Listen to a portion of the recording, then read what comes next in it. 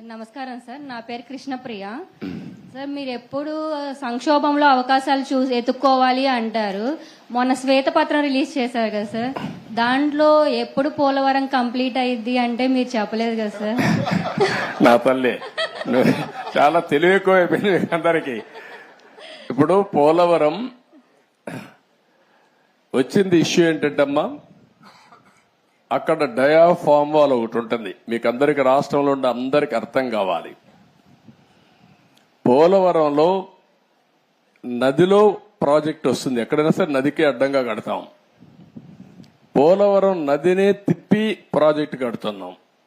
ఈ నీళ్లు పక్కకు తీసుకొచ్చి అక్కడ ఎర్త్ కమ్ డ్యామ్ అంటే ఒక పెద్ద డ్యామ్ కడతాం. పోలవరంలో ఏంటంటే కిందన పొరలన్నీ ఇసుక పొరలు ఉన్నాయి, నీళ్లన్నీ వెళ్ళిపోతాయి. అవి అరెస్ట్ చేయాలి. అది అరెస్ట్ చేయాలంటే ఒక స్పెషల్ టెక్నాలజీతో 95 మీటర్ల వరకు ఒక కట్టడం కట్టాలి.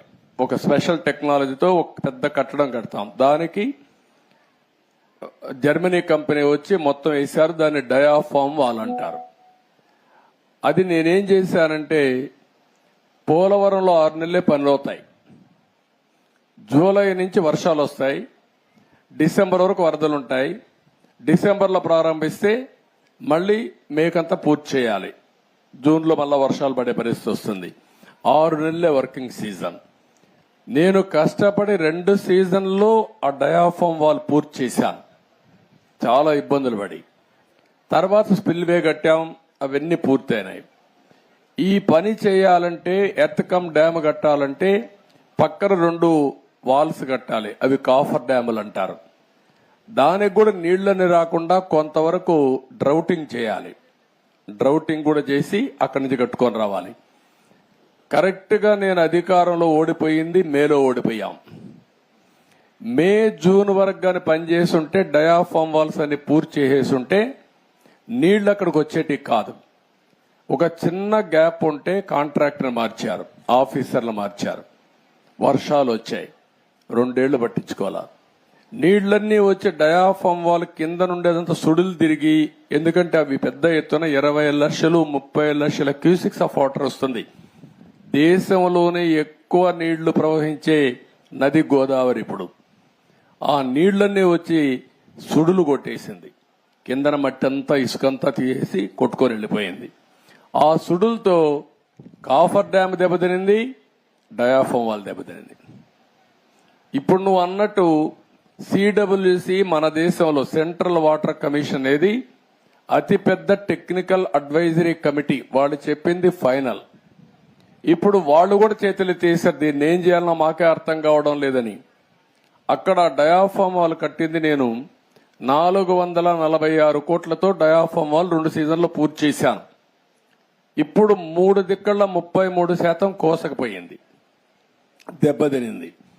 దానికి 447 కోట్లు అవుతుంది. ఈ 3 దిక్కల రింగ్ బండమారిగేసి కట్టేస్తే అయిపోతుందంటే అది కూడా మేము చెప్పలేము. ఒకవేళ మొత్తంగానే డయాఫామ్ వాల్ కట్టాలంటే 990 కోట్లు అవుతుంది. అది 990 కోట్లు. రిపేర్ చేయాలంటే 447 కోట్లు. ఒరిజినల్ గట్టిపై ఖర్చు పెట్టింది 446 కోట్లు. పైనుండే కాఫర్ డ్యాములు దెబ్బతిన్నాయి, అక్కడి నుంచి నీళ్లు వస్తున్నాయి. ఆ నీళ్లు అరెస్ట్ చేయకపోతే ఇది కట్టలేము. ఇవన్నీ చేయాలంటే ఏం చేయాలనో, నేను ఇంజనీర్ని కాదు, నాకు తెలియదు. నేను అడ్మినిస్ట్రేటర్ని, నేను కట్టాలని తపనుంది. దాన్ని ఏం చేయాలో ఇంజనీర్లు చేయాలి. ఇప్పుడు వాళ్ళు ఏం చేశారంటే, అమెరికాలో ఉండే 2 ఎక్స్పర్ట్లని, కెనడాలో ఉండే ఇంకొక 2 ఎక్స్పర్ట్లను తీసుకొచ్చి ఇప్పుడు పని అంతా చూస్తున్నారు. ఇన్స్పెక్షన్ చేశారు, నిన్న మొన్న వచ్చారు. వాళ్ళు మొత్తం స్టడీ చేస్తున్నారు. ఏమి ఇవ్వాలనో వాళ్ళు ఇచ్చిన ఆలోచనలు ఇచ్చిన తర్వాత పూర్తి చేసే కార్యక్రమానికి శ్రీకారం చుట్టాలి. ఇప్పుడు దీంతో ఏమైంది, ఆయన నేను రివర్స్ టెండర్ అన్నాడు. 500 కోట్లు 600 కోట్లు ఆదా చేస్తా అన్నాడు. ఇప్పటికి నష్టం ఎంత తెలుసా తల్లి, 70,000 కోట్లు. ఇప్పటికి అది 1,00,000 కోట్లు పెరుగుతుంది. ఒక దుర్మార్గమైన ఆలోచనతో పోలవరాన్ని గోదావరిలో ముంచాడు. మళ్ళా అడ్డదుడ్డంగా ఆర్గ్యూ చేసే పరిస్థితికి వస్తున్నారు. ఆ రోజు పెద్దలందరూ వారించారు. గవర్నమెంట్ ఆఫ్ ఇండియా ప్రాజెక్ట్ అది. పీపీఏ అని ఉంటుంది, అంటే పోలవరం ప్రాజెక్ట్ అథారిటీ. వాళ్ళు మీటింగ్ పెట్టుకొని ముఖ్యమంత్రి చెప్పారు, నువ్వు తొందరపడుతున్నావు, తొందరపడద్దు, గతంలో కూడా మారికి జరిగింది, మీరు వెయిట్ చేయండి అని. గవర్నమెంట్ ఆఫ్ ఇండియా నుంచి సెక్రటరీ చైర్మన్ దానికి ఆయన ఒక లెటర్ రాశాడు, తొందరపడద్దండి, 2 రోజులు వెయిట్ చేయండి, మేము రిక్వెస్ట్ చేస్తున్నాం మిమ్మల్ని, తొందరపడి మీరు నిర్ణయం తీసుకుంటే రేపు పాత కాంట్రాక్టర్ కొత్త కాంట్రాక్టర్ ఇద్దరి మధ్యలో ప్రాజెక్టు మునిగిపోతే ఎవరిని అడగా తెలియదు, ఎవరికి జవాబుదారితనం తెలియదని చెప్పినా వినకుండా ఇష్టానుసారంగా చేసే పరిస్థితికి వచ్చాడు. ఇది టెక్నికల్ సబ్జెక్ట్ అయినా ప్రజలు అర్థం చేసుకోవాల్సిన అవసరం ఉంది.